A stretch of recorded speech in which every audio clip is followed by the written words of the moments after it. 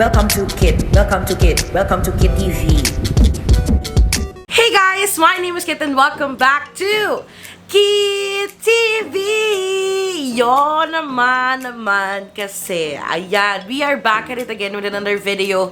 And, nakakatuwa because, grabe, parang ang tagal ko nang hindi nagkaroon ng sit-down video.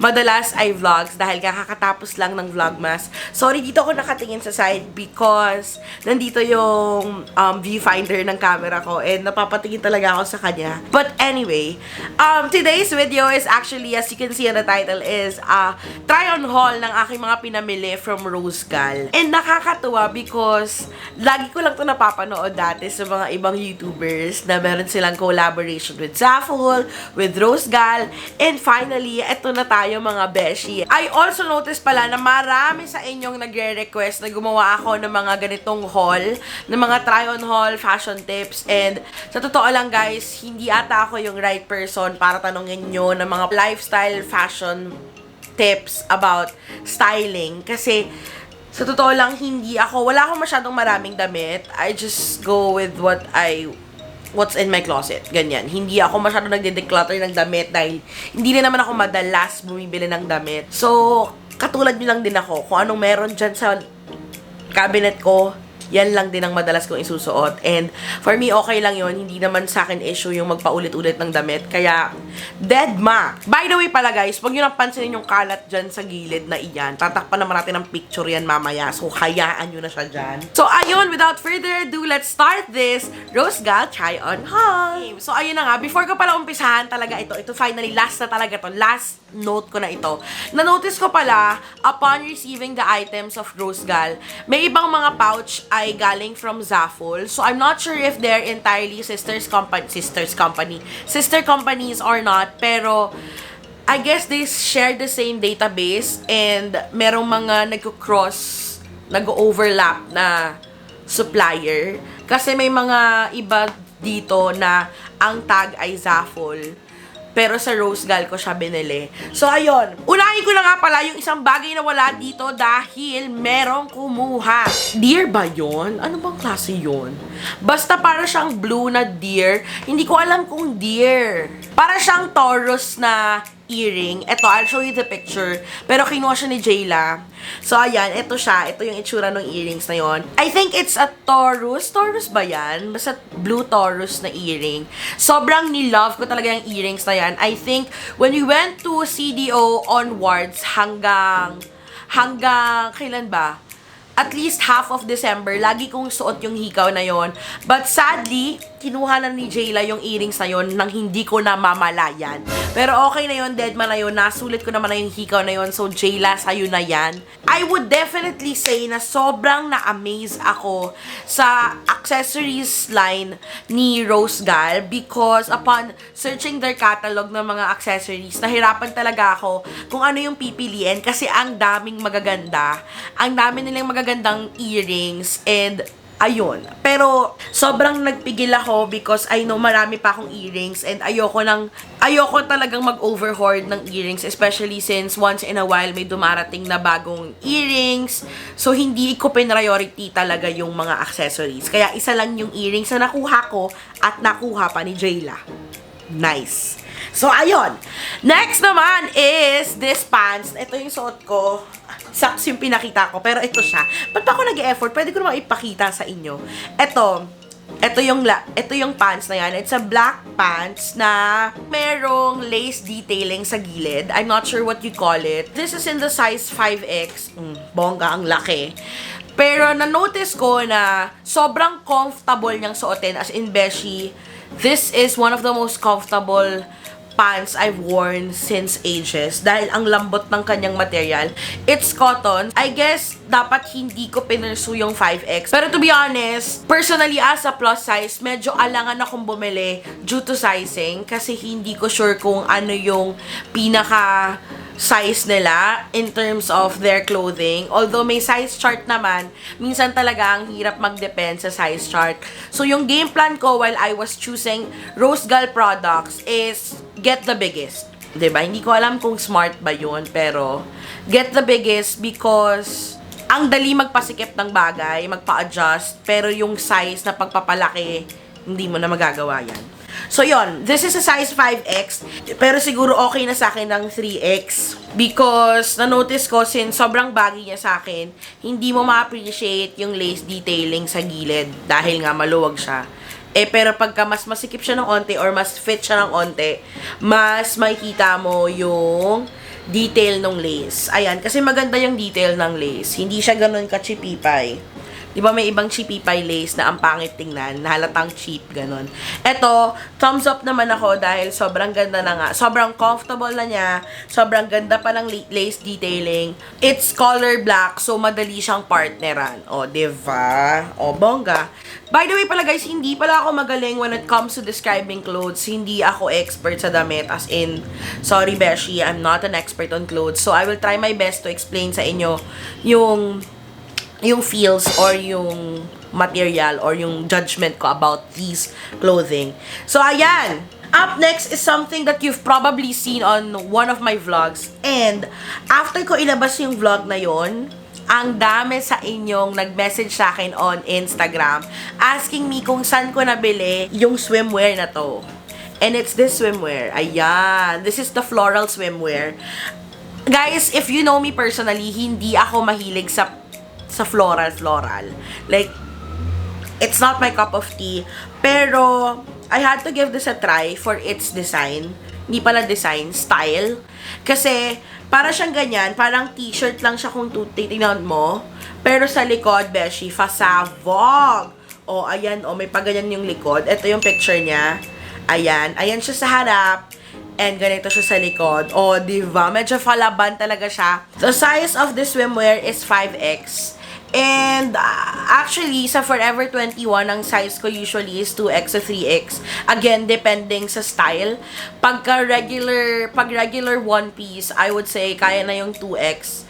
Pero medyo, yun yung tight talaga. Pero sometimes, mas gusto ko yung tight kasi parang talagang na-secure ako. Pero, perfect fit sa akin ng 3X. So, for this one, which is 5X, I think sobrang good deal na pinili ko yung biggest kasi feeling ko hindi kakasya sa akin kung nag-size down ako. Sobrang ganda niya. This is a thumbs up and actually ito na yung current favorite swimwear ko kasi I must say na hindi naman pa rin mawawala yung insecurity of being a plus size when it comes to wearing swimwear. So it kind of gives you both the stylish and the security na hindi ganon ka revealing yung aking swimwear. Yes, it's a one piece. And sobrang ganda ng material niya. Thick siya, hindi siya yung see-through kasi may lining din siya sa ilalim. Ganda. Ito yung favorite ko na nabili ko from Rose Gal. 'Di ba? Medyo conservative pero palaban sa likod. Yan tayo mga nasa loob ang kulo. Pero this time nasa likod ang kulo. Charet! Ito na naman yung isa sa mga lagi nyong tinatanong ever since na napanood yung CDO vlog. If hindi nyo pa pala napapanood yung CDO vlog, it's one of my best vlogs. 2018, do check it down below. So, this is the watermelon hoodie. Ang dami nyong nagtatanong sa akin kung saan ko nabili to. Ayan siya. Oh, cute. Ito yung photo. Ayan, benge. O, diba? It's in the size. Anong size nito? 4X. And sobrang perfect fit niya sa akin. Ang comfortable niya, very black. I mean, yung parang basic black. Pero yung ang agaw attention dito, yung sequined na watermelon na sobrang agaw attention, beshi. Pag may ilaw, gumagano'n sa mga mata. Naalala ko na pumunta kami ng CDO. Katabi ko si Mika. Tapos, di ba yung airplane, merong open window. Naaaninagan ng araw yung watermelon kung hoodie dahil suot ko yun papunta ng CDO. Beshi, nakikita ko dun sa airport, nagre-reflect yung red, green dun sa ceiling. Wala na, nakakahiya lang. Parang ang very pabibo ng aking jacket. Ayun. What you see is what you get. Hands down sa comfort. Although sequined siya, hindi siya makate sa loob kasi makapal yung lining niya. So, hindi mo ramdam yung tahi ng sequence. Ng sequence? Sequence ba? Sequin. Hindi ko alam. Anyway, I'm done with Heli. Heli ba tawag sa inyo? Yung home economics. Ayan. Okay, fifth item is this red checkered leather eme na jacket. Nakita nyo na tong suot ko sa isang vlog. I know, majority dito nakita nyo na sa vlog, pero deadma, i-haul ko pa din. Eto siya, it's a leather, parang faux leather yung sleeves niya. Tas red wine yung checkered niya. Sobrang ganda. Ayan. Ayan yung photo. Ay, ang stylish talaga nito. Sobrang stylish, beshi. Ang size nito ay 24. And I must say, dun lang ako medyo na-disappoint ng very little because it's size 24 and usually, if US size, 24 is a perfect fit for me. Pero ito, medyo hindi ko siya masarap. Pero okay lang kasi feeling ko hindi rin siya bagay na isara. Mas bagay siya yung nakaganon lang. Naka parang jacket lang, ganyan. 'Di ba? And I noticed na nung napanood niyo yung mukbang ko, nasuot ko yung red leather na iyan. Ang dami sa inyong nag-comment na gusto niyo daw yun for me. Gusto niyo daw yung ganong style for me. Medyo cool. Thank you, thank you. Pero ayun, na-enjoy ko rin naman yun kasi very out of my comfort zone yung magsuot ng bright, parang ganyang red color na sobrang cool. Okay, next is this leggings na medyo maharot tong leggings na to. I remember when I got this in the mail, I was with Arvel and nung nakita niya to, parang siya, damn!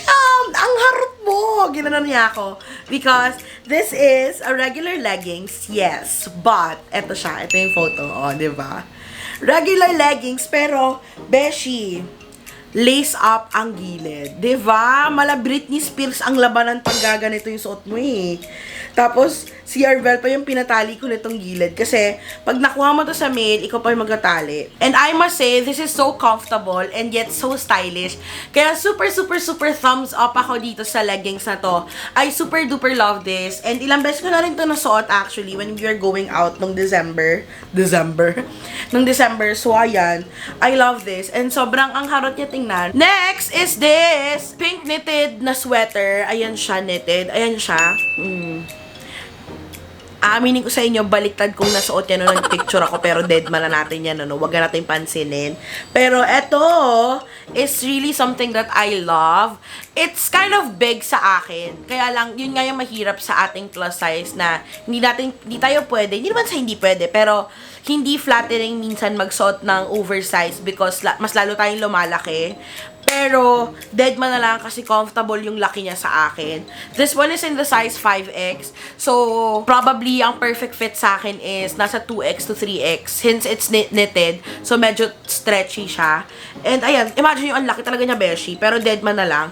And even though it's kind of knitted, feeling ko nakatulong din na medyo oversized siya sa akin. Kaya mas breathable pa din yung kanyang fit. And ayun, simple lang siya. And love na love ko siya kasi very para siyang basics, pero may pop of color. I mean, basic yung style niya na V-neck na sweater, pero the color makes it pop or makes it different, I guess. And also, I love pink. So, this one is really a thumbs up for me. We are down to the last two items na nabili ko. Sabi ko sa inyo, konti lang yung nabili ko eh. Pero this one is an off-the-shoulder top.